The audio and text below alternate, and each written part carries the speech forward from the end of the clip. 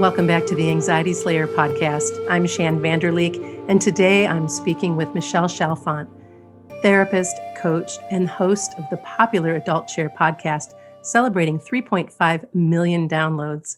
Today we're discussing Michelle's revolutionary 3-step Adult Chair model that is helping millions of people all over the globe transform their lives from the inside out.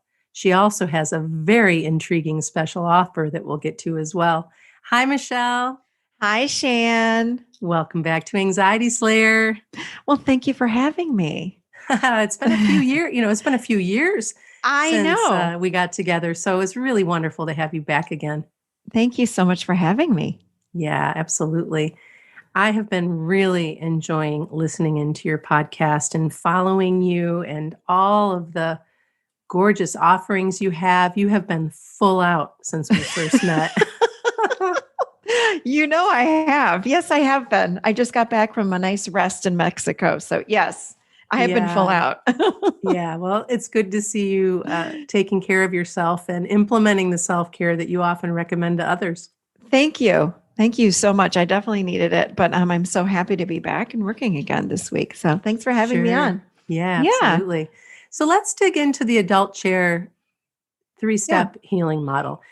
Even though we talked about it many moons ago, it's something that needs to be brought up again and again, in my opinion. It's so very powerful. And I'd just like to dig into the model, talk about how we can do and get started with some of the work that you provide, and give our listeners something that they can take away today that's going to be supportive. Of course. Okay, here we go. So for starters, the Adult Chair model, it's a model that really, it's a manual for life. And just a little tiny bit about my history. Many, many years ago, I'm 53 right now, but way back when in my teens and my 20s, I really struggled with anxiety.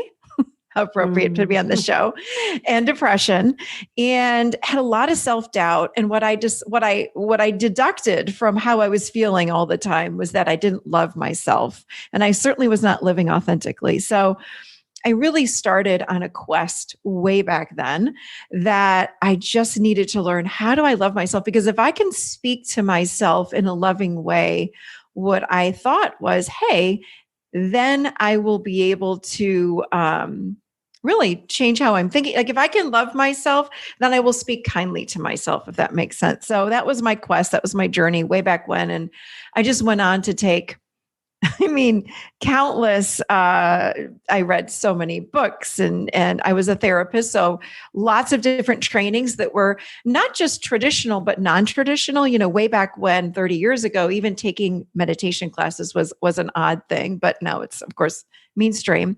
But all these years, almost 30 years of courses and reading and all of this, and having many, many, many great teachers along the way.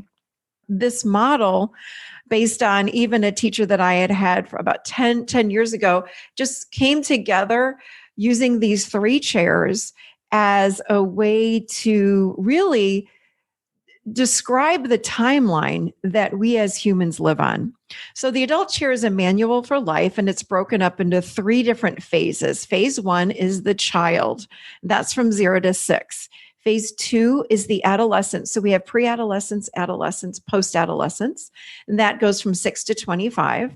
And then from 25 on, we quite easily live in our healthy adult self, only if we had parenting or mentors or grandparents or whoever raised us that were able to show us and demonstrate and model how we live in the healthiest self.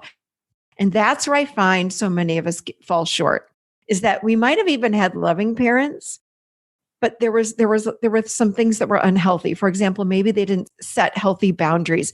Maybe they didn't teach us how to feel our emotions. Maybe they didn't express love, physically speaking. Maybe we never heard I love you. Well, this all affects us when we're growing. These things, they affect us. So as we then become adults, we're actually stuck in what I would call the adolescent chair, but physically speaking, we're very much adults. So we all need to learn how to live in what I call the adult chair, which is the healthiest version of self. Does that make sense? Yeah, I love it so much. That was a big mouthful. That was a lot in 5 minutes or less. But the thing is even though it was a big mouthful, the it's very simple to follow, really. Yeah. If you're looking at and understanding which chair you're sitting in, and as you were talking, and the first thing that you brought up was boundaries, and Yeah. I really didn't have any. And Right. so when you're a young person, and especially when you're a teenager, and you don't have any boundaries, wow, that's something that hopefully you get to work on, so that when you do sit in the adult chair, so that you can actually move to the adult chair and Right. understand how important healthy boundaries are, what they look like, and that you can do the work that needs to be done to move past that space of not having any, and have a better understanding of why things may have been a little bit nuts at times in your life because you didn't know how to set them. Exactly. Exactly. And by the way, I never blame or judge anyone for how we were raised. But what I realized that I needed, again, I did so much of the work for myself, but being a therapist and then a life coach, I was like, wait a minute, I'm not the only one that's struggling with how to live as a healthy adult. And not knowing what boundaries are or how to set boundaries, or having had, again, parents show us how to do that, that tells me we needed that healthy adult in our lives to teach us how to do that. And that's what the adult chair is. It really outlines, this is what a healthy adult does. This is how they show up. This is how they respond in situations. So, for example, a healthy adult lives with presence. A healthy adult sets boundaries. We're empowered. We learn how to feel our emotions. We allow them to come through. We don't react with them. When we're triggered, we go inside and we discover what the source is of those triggers. So this is what healthy adults would do. However, most of the people that I've ever talked to, I'm trying not to say the word all, Shan, but I'm just going to say most, okay? Because there might be one person out there in the world that actually had these healthy parents. And I want people to know too, this doesn't mean, again, that parents are bad, but also, I mean, I grew up, I had an uncle that was a rager, and he was an alcoholic. There was a lot of alcohol in my family. I had an Italian family. So it was like my mom, dad's sister, and all the relatives felt like my quote unquote family. Like we saw them all the time. We were together every weekend. We lived together all summer in a beach, or excuse me, a lake house. So they all raised me, and there was a lot of alcohol going on, Which alcohol means abuse. there was a lot of drama. Oh, so much drama, no boundaries, enmeshment, codependency. I mean, I had all of it. However, I also felt loved. Oh, yeah. So this is why when I share this with people, I always say it's our parents always do the best that they can. So this is not about shaming parents, but it is about giving humans an outline for how to get healthy. So if you have codependency, let's say, or anxiety or depression, the adult chair model gives you a framework for how to heal that and transform. That's all it is. And it's very easy to apply. It plugs into just about anything. And if you're willing to do the work, anybody can heal, is what I believe. Anybody. I believe that too. Yeah. And it's a matter of stepping up and deciding that, enough. I'm Yes. ready to heal. I'm ready for something different. I'm ready to do the work, whatever that looks like. And to also love yourself while you're doing it, and to give yourself credit for where you're at and for who you've become, even if you grew up and your experiences weren't very healthy. Right. No matter what it looks like. I had many years. I took a hiatus from my relationship with my father for about 10 years in my life. Mm. And it was absolutely exactly what I needed to do. I have no thoughts about that otherwise. I'm glad I did it. I'm glad it happened. I'm also glad that we reunited and became friends Mm. and had a new relationship before he passed 5 years ago. Mm. So very, very grateful for both the work I needed to do separate from him and what it looked like coming back together. And now that he's gone, the relationship that I have with his spirit or soul, or however you want to label that, is phenomenal. The Mm. conversations I have with him, the memories that come up, all of the stuff would have looked a lot differently before. I would have had different stories to tell. I would have different memories, but now they're the memories that perhaps I let get squashed by the Mm-hmm. stuff that hurt. Anyway, Mm-hmm. so I just bring that forward because I remember back when that was all going on, I had friends saying, "Oh my gosh, but he's your dad," or, why, how could you do that? And blah, blah, blah. And I thought, well, my life, my choice, this is what I need. And it made all the difference and for him as well, actually. Mm. That was big. And I'm not sharing this to say, okay, everybody, if you have a problem, if you have a problem with a Stop parent. talking to your parents. No, but that is so beautiful. And I'm just thinking like, gosh, the courage that it took, but also what comes to my mind is what you had.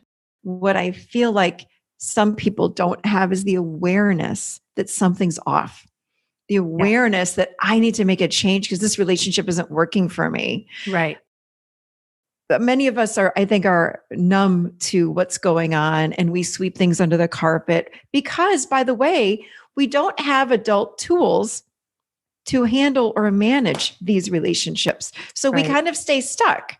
So it sounds like, my goodness, like the courage, my gosh. Yeah, it was pretty big stuff. And gratefully at the time, I did have support. And Mm. the work that I was doing in my own research and my own healing, and then, of course, so much more beyond that after making that choice to be on the other side of it and to be grateful Mm. is pretty cool. Yeah. Wow. How does the adult chair process help us uncover our true self that is often buried under the masks and pains and fears and Mhm. stories that we hide behind? Well, the whole model is really about getting to know yourself. And it's broken down, again, so simply, Shan. It's very simple. From the age of 0 to 6, we are what I call in the child chair. And that would, again, most people know that as the inner child. So when we are in that phase of development, we are learning about emotions, we're learning about true needs, we're learning about passion, spontaneity, vulnerability, intimacy, all of these beautiful things, fun, having fun and creativity. Hmm. During this phase in our lives, this is what we're learning about. Now, again, if we were in a household where somebody said, if you're crying, stop that, you're being a baby, we start shutting those parts of ourselves down Yeah. and we stop allowing the natural preciousness of this child to come through. So as we, again, move forward into authentic living, now that we're adults, we have to go back in time. Again, I don't believe in spending, 20 years in therapy going back and uncovering. When I say back in time, it's like we're working, not exactly back in time, but let me say this in another way. We're working with the inner child. Yeah. That wakes us up. That wakes us up and helps us have this awareness. This is one way to do it, at least. So this inner child part for me is huge. It's the foundation of the model. It's Oh, yeah. huge. I love it, love it, love it so much because so many people do not know how to feel their emotions and they've shut them down. And that creates an authentic part. And then if we move then into the adolescent chair from the age of 6 to 25, what happens is this is the seat of the ego. So then we create all these personas and masks to cover up that true self even more. Yeah. So this is where the perfectionist comes from, even the codependent and the people pleaser and the narcissist and the controller and all these parts sit here. So the way that we uncover these parts to find the true self is to go directly in them and to get to know them. So a big part of the model is parts work. So Mhm. we're going in, and this is really cool. We were coming home from Mexico last night and my son was in the car with us, and he, instead of flying on to Chattanooga where he's in school, he flew from Mexico to Charlotte, and then Charlotte, we decided to fly him home today, the next day. Well, we didn't know at the time when I booked his plane ticket that his girlfriend was going to come. So his girlfriend just continued on last night, straight on to chat. So we tried to change his plane ticket when we got to Charlotte last night. And I said, it was like ridiculous, like $300 extra. I go, forget it. You're just going to come home. You can fly out in the morning. So we were talking about it on the way home in the car. And he's like, oh, I'm so disappointed, all these things. And I said, I noticed that you're still carrying this with you, and it's been 30 minutes. We're in the car on the way home. You got to stay at home tonight. You're going to fly out 9 a.m. tomorrow morning. It's no big deal. But I noticed you have a part of you that's still holding on to that. You're still talking about it. So what does that part need from you? I think it just wants to be heard that you're disappointed, and that's okay. And it's annoyed and all of these things. So turn toward that part. That's how you're going to transform it. And he did. And he goes, you're right. And he knows this work. Of course, being my child, he's 20. He knows this adult chair. But he did. He goes, I'm just sitting, I'm really frustrated, and I'm really annoyed that I could not fly home with my girlfriend. And I said, I get it. It's ridiculous. They had seats on the plane. There's no reason why you couldn't have gone. They wanted $300, which is ridiculous. So feel it, get to know that part of you. And he did. And then it was like, poof, it was gone. And then he could let it go. But that's what we don't do well as adults. We don't know how to turn toward. And the more that we turn toward what's bothering us, the more we turn toward these things, these emotions and these parts, that's how they then transform. They can't transform otherwise. Instead, we turn toward like, let me go have a glass of wine. Or people will say like, I had such a rough day. Do you want to meet me out for a glass of wine or bring a bottle of wine over? It's like, no. If you had a rough day, be in it. Yes. Because you'll have the bottle of wine and guess what? The next day, the emotions will still be there. They want to be felt because when you feel your emotions, they just pass through and they're gone. Yeah. And oftentimes the alcohol can just make it worse. Oh, for sure. Can just exacerbate it. As I was listening to you talk about that, it made me think of another story that my daughter and I just navigated through. And she is the same age as your son. And she moved out last fall to go to school and have her first apartment and all the things in the COVID world. Her readiness to spread her wings was pretty stifled, and she's spent time in this apartment. Well, the apartment was not what we expected it to be, was not what we were sold. And without getting to a whole lot of details about that, we were under the impression it was very much a majority student-based housing. And it's not. While there are students there are other people there and some scary characters as well. And so Marin had been through a lot, and it was starting to really mess with her sleep and her studies and all of that. And so we started the process of reaching out to terminate the lease. And the property management company was not very helpful. And their lease, I must tell you, was very good. You were stuck. Yeah. And so we were talking about what our choices were, and how I could see how far I've come is normally I would go into warrior mode and crush, destroy, and burn the village and make shit happen. And I didn't do that. It was very matter of fact. It was lots of facts and sharing and storytelling, and then sitting back and waiting. And my daughter said, okay, can I come home? Because all of her classes are online. I just need a break. How about I come home? And she did. So she came home for a few weeks, which was fantastic. She got a break from the noise, from the nutty people, from all of it, starting to feel good again. Went back, hadn't heard anything in a month from these folks after making our request. And they called last week and found somebody to rent the apartment so she can move on, break the lease, no penalties. The following Monday, we heard from the apartment complex where she wants to move that they have an availability at the end of the summer. So she can come home for the summer. Oh my gosh. And so I share that because instead of staying in that angry place and in that fear place and in that, oh, this is just unbelievable, unconscionable. How could la la la la la? We felt how we felt. And then we said, okay, what can we do? How can we do this? How can we best care for ourselves while we're doing this? And it was okay for us to be angry. It was okay for us to feel exactly how we felt in this situation. And it was also okay to just give it some air. So beautiful. Yeah. So adult chair. You guys were in your adult chair. I love that. No. I love it. Good girl. I had the same darn thing with my son. Oh my gosh. Same, almost identical. Like we moved, I had heard about the college apartment. This is where he wanted to move. Okay, move him in. on the way to move him in, I'm looking at the reviews online, and I hadn't looked because there was only one major college apartment. They were like horrific. There was a shooting there. There are drug deals that go down. Again, it was not college age kids that were living there. It was older, people that were working and not even in school. I was like, oh my gosh. But we were stuck in the lease. Very similarly to your story. Oh my gosh. I literally was like, and I remember driving into the apartment and my husband and my son were with me.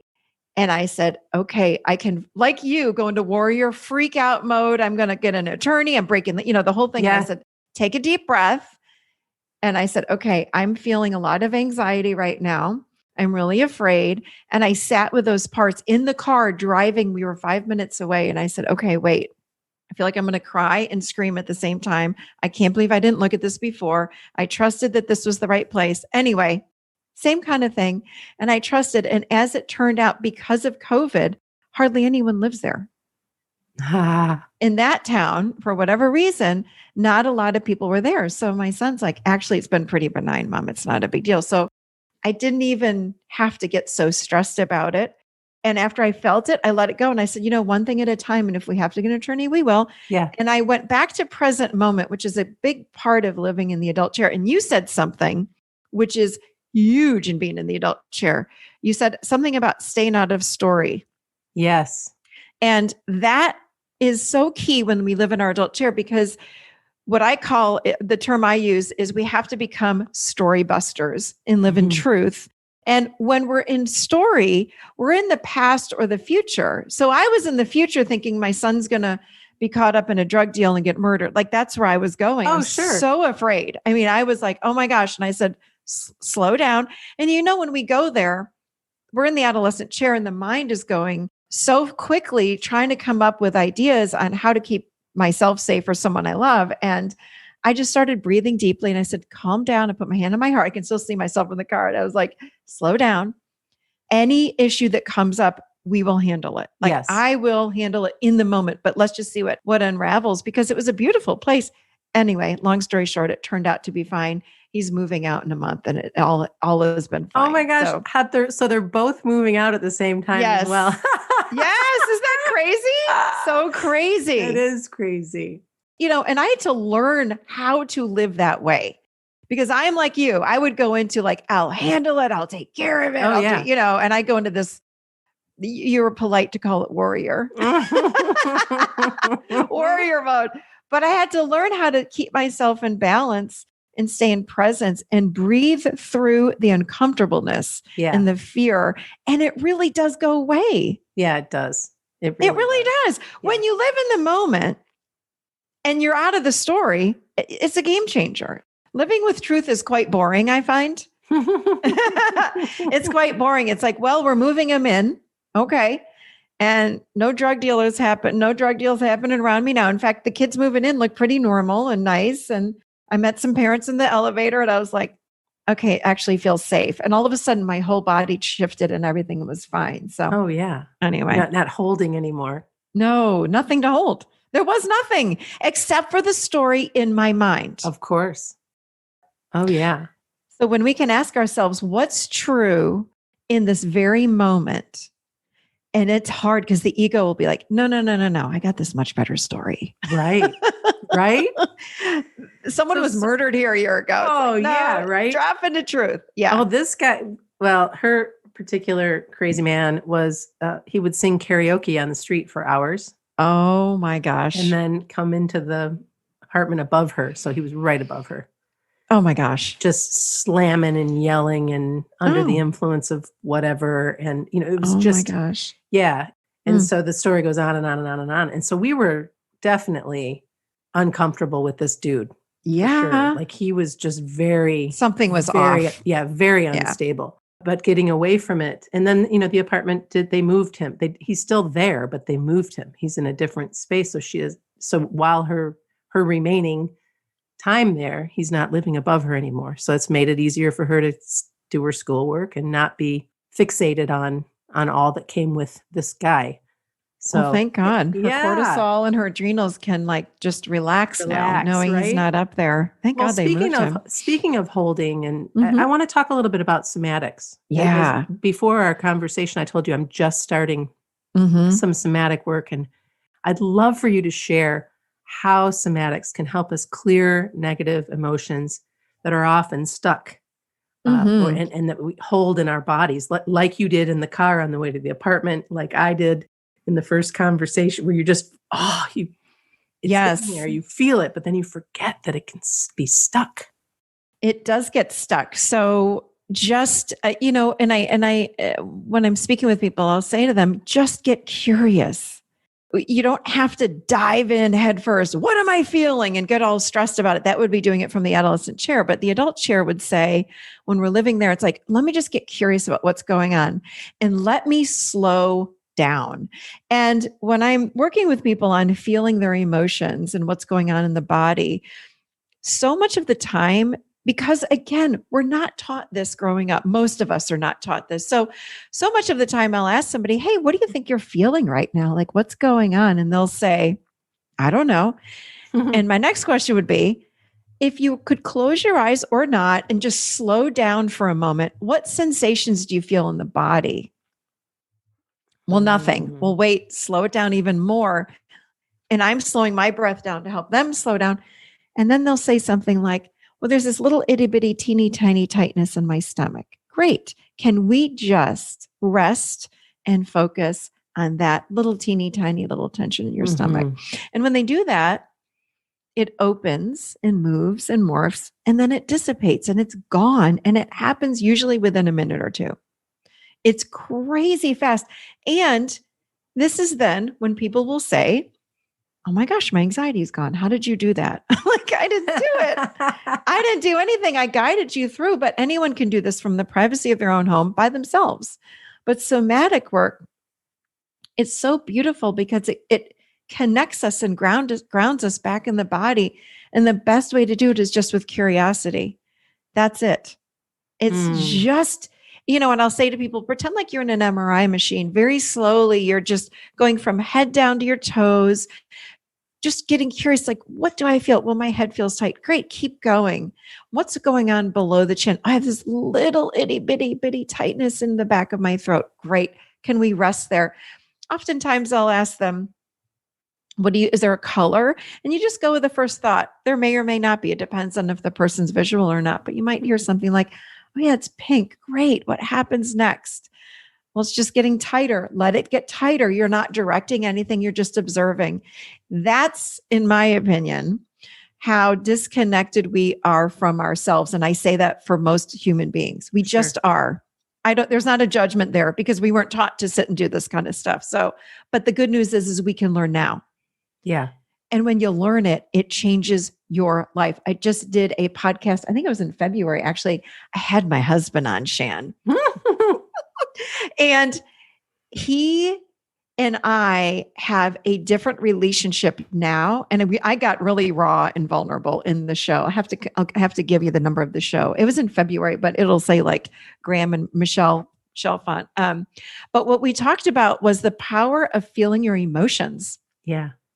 And he's been working with a somatic therapist. And of course, he's got me that he lives with. But it changed our relationship because he learned how to feel his emotions. Wow, that's huge. Isn't that crazy? Yeah. So, yeah, because so many men are taught to just shut it down. Exactly. Shut it down. Exactly. And, it's that whole suck it up mentality or whatever. And I sometimes think about that and how, I've been with my husband now for, we've been together 30 years and I still see a lot of that suck it up stuff. And although it's changed, I mean, it's improved for sure, but it's like, oh, honey, you don't have to carry that. Like you get to express what's happening. Cause if you don't, it's cause for all kinds of other things that are way worse than expressing yourself. You have permission to express yourself. Yes.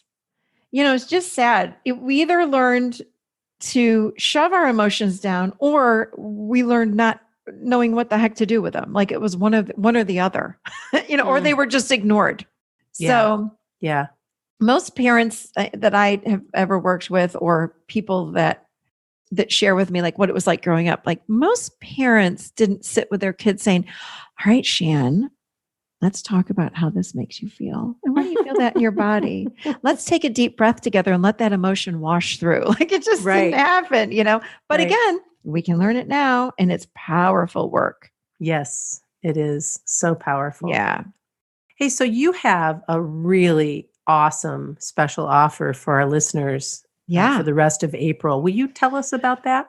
Yeah. So we have this whole month, I'm working in our membership with the topic. I do a new theme every month. And this month is all about believing in yourself. Mm-hmm.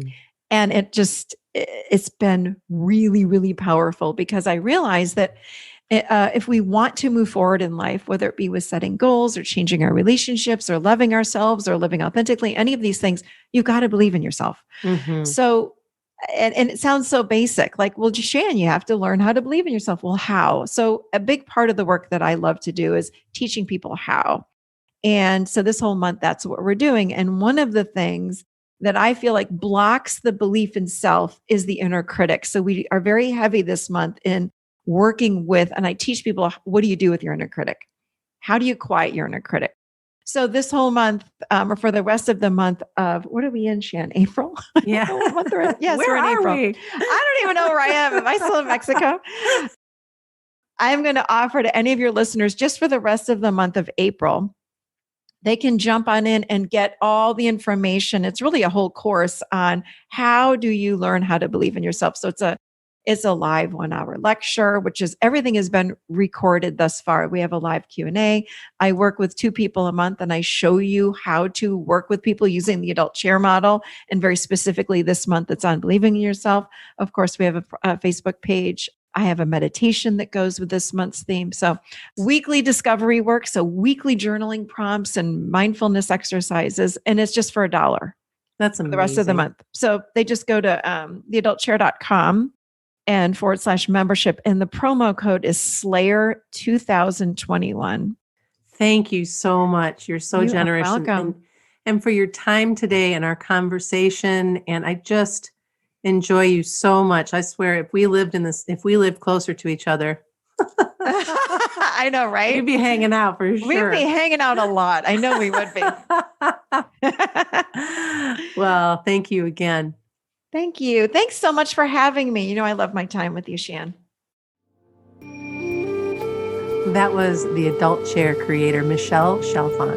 If you love what you heard, be sure to explore the Adult Chair website to listen to her podcast, and be sure to check out the TAC Tribe that you can get involved with for $1 through the end of April. And it's all about believing in yourself this month. And you can go there at theadultchair.com/membership. And then all you need to use is the coupon code Slayer 2021. Thanks for listening.